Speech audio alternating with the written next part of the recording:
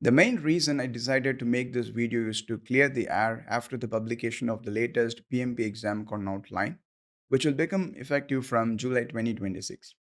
Since its release, many PMP aspirants have been feeling anxious about whether the exam is going to become harder or more challenging.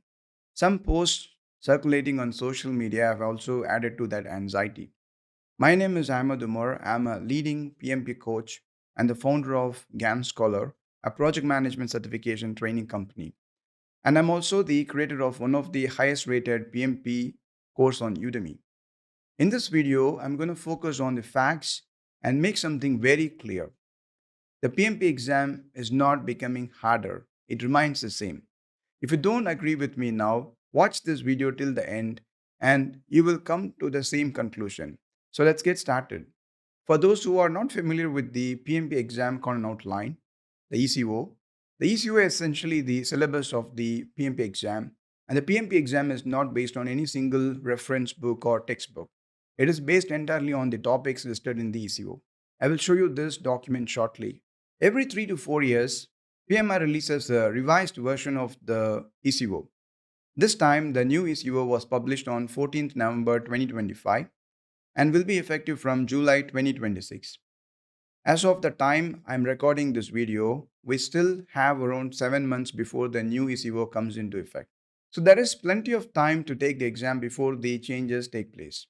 And even if you are watching this video in the months leading up to July 2026 or even after July 2026, you don't need to worry because the difficulty level of the PMP exam remains the same. I have divided this video into multiple sections. First, we will talk about the changes to the total number of PMP exam questions and the exam duration. Then I will compare the tasks or the topics listed in the 2021 ECO with the ones in the July 2026 ECO. After that, we will look at the new question types introduced in the new ECO.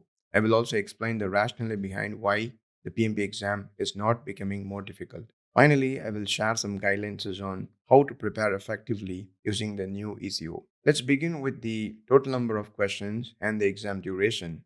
Until June 2026, the PMP exam continues to have 180 questions in total.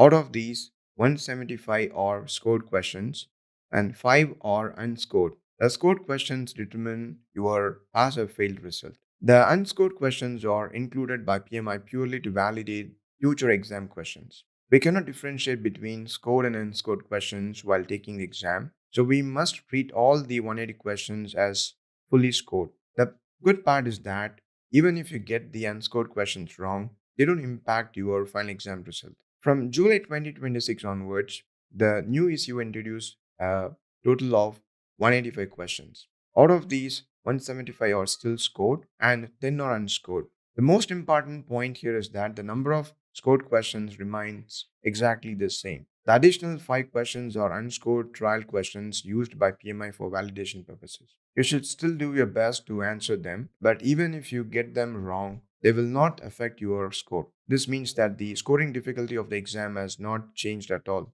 because we still have the same 175 scored questions for the exam. Now, you may ask whether PMI has increased the exam duration to accommodate the extra questions, these 5 extra questions. The answer is yes. PMI has increased the total exam duration from 230 minutes to 240 minutes. 240 minutes means 4 hours. A 4-hour exam duration is not new. For many years, the PMP exam used to be 4 hours long. It was only reduced to 230 minutes in the 2021 exam update. So we are now returning to the original format. If you are comparing the time per question under the 2021 ECO, 230 minutes divided by 180 questions gives us 77 seconds per question. Under the 2026 ECO, 240 minutes divided by 185 questions gives us 78 seconds per question. So technically, each question now gets 1 extra second. This is a small but welcoming improvement. From both the timing perspective and the number of questions perspective, the difficulty level of the exam remains unchanged. Although we have a small change in the break duration, under the new ECO, candidates will get 2 breaks of 5 minutes each.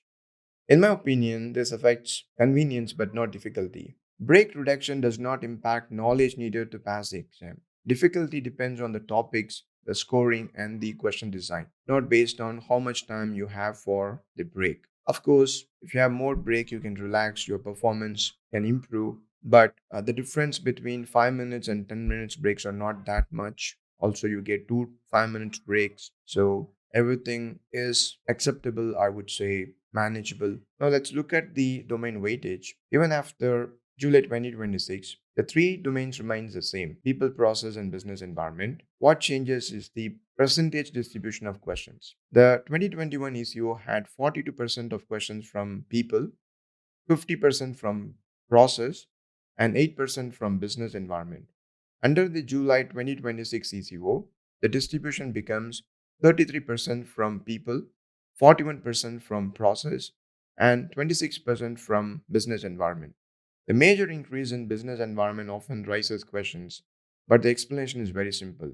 Topics such as issue management, risk management, and change management, which were previously part of the process domain, have now been moved to the business environment domain. That naturally reduces process weightage and increases business environment's weightage. Another significant change is the proportion of predictive versus adaptive, that is, agile questions. Under the 2021 ECO, the split was 50% predictive and 50% adaptive. Under the new ECO, the split becomes 40% predictive and 60% adaptive.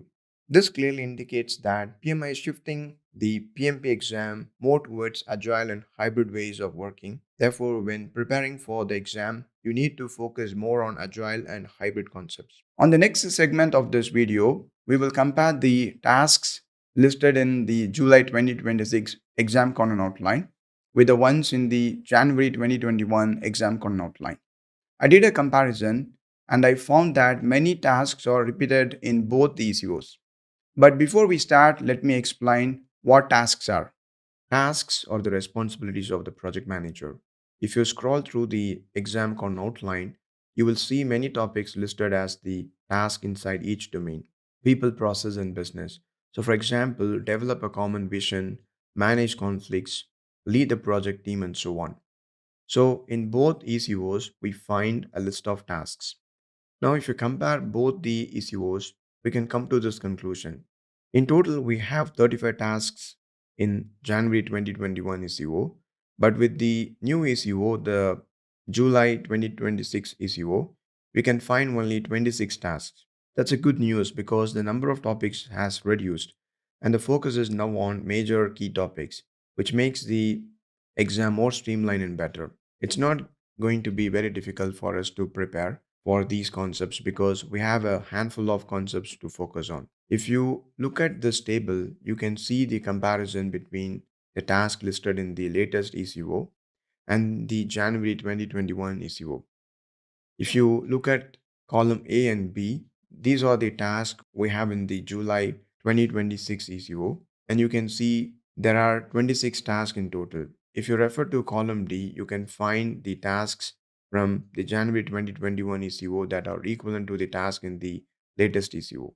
We also have one new topic called continuous improvement. Topics like importance of maintaining a lessons learned repository, approaches like Six Sigma and Kaizen, and documenting findings and historical data for future project usage. All these are part of continuous improvement. This is the only new item we have in the exam con outline.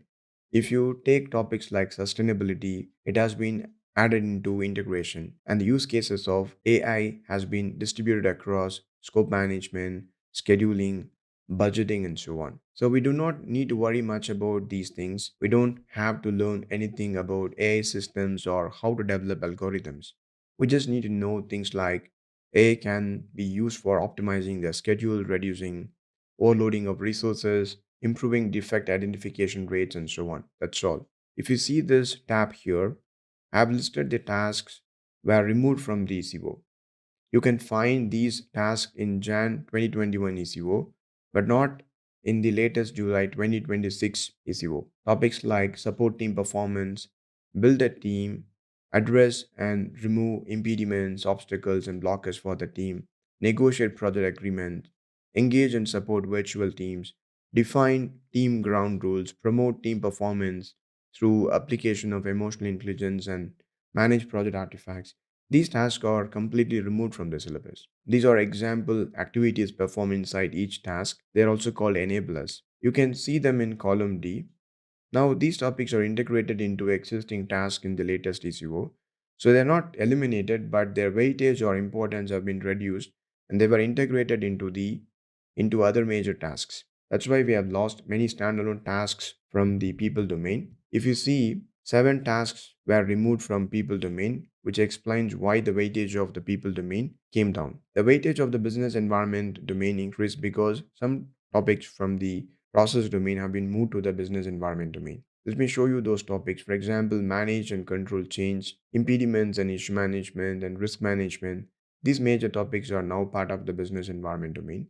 If you take January 2021 ECO, you can find these topics inside the process domain.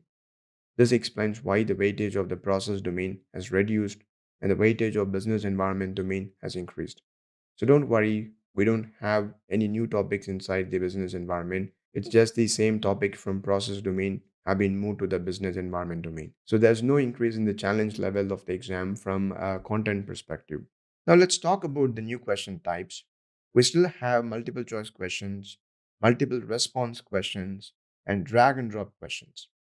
But the new ECO includes 3 additional question types: case or scenario questions, enhanced matching questions, and graphics based questions. Case or scenario based questions present a detailed scenario on the left side and multiple questions based on the same scenario on the right hand side. Yes, the scenario might take a few minutes to read, but the associated questions are usually straightforward and can be answered quickly. I expect at least 5 to 6 questions from each scenarios, and these questions will be straightforward and can be answered quickly. Enhanced matching questions involve visuals like burn down charts, EVM charts, or dashboards, where you drag and drop answers to specific points. Graphic based questions require interpreting a chart, table, or diagram and answering a related question. These question types do not make the exam harder. They simply provide different ways to test your understanding. If your concepts are strong, these questions are actually easier because they rely on clear and factual interpretation. I want to give one piece of advice. Forget about the types of questions. You should not prepare for how to pass the exam. You should prepare to become a better project manager. Focus on mastering the project management concepts. The question types are only there to evaluate how clear you are with the concepts and whether you can apply them correctly to manage projects. That is what the exam is trying to evaluate. New question types do not increase the complexity of the exam. PMI is concerned about being very fair with the exam takers. They don't want people to fail. They only want to ensure that those who prepared well and understand how to apply project management knowledge pass the exam. That is the objective. Their objective is not to make people fail. There is a scoring board or committee responsible for ensuring that the exam scoring system is fair but still challenging, not impossible. Also, the PMP exam uses a psychometric scoring method. Do not assume that PMI is increasing the difficulty level to make people fail. So that's pretty much everything you need to know about the latest PMP ECO, which is expected to be effective from July 2026. Until then, the current ECO, the January 2021 ECO, remains valid. Now, let me tell you why the PMP exam is not going to become more challenging. The new exam question types are only there to validate your understanding of the concepts. PMI will never set something impossible. Most people who are preparing well will be able to complete the exam within the allocated time. So, if you are preparing properly and feel confident about the project management concepts listed in the ECO, you can absolutely clear this exam. Do not worry about anything. After evaluating all the facts, and in my opinion, the PMP exam is not becoming difficult. It is simply getting better. You do not need to panic. Just focus on becoming a great project manager, master the project management concepts, enjoy the process of learning and becoming a better professional. That's all you need to do. If you want the right resources for this, you can enroll in my PMP bootcamp or purchase my PMP exam preparation course on Udemy. The resources will give you exactly what you need to pass the exam. The details are in the description. If you enjoyed this video, give it a thumbs up and subscribe to my channel I would love to see your comments as well. So please share whether you agree with me that exam is not getting more difficult, but only getting better. Thanks for watching this video. I will meet you again with another interesting video.